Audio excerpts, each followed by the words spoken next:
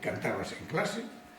Recordo cando se cantaba a canción que cantaba el de Que me deran lobeira, pois se emocionaba Carballo Calero, con esa canción emocionaba, soltaba as lágrimas casi.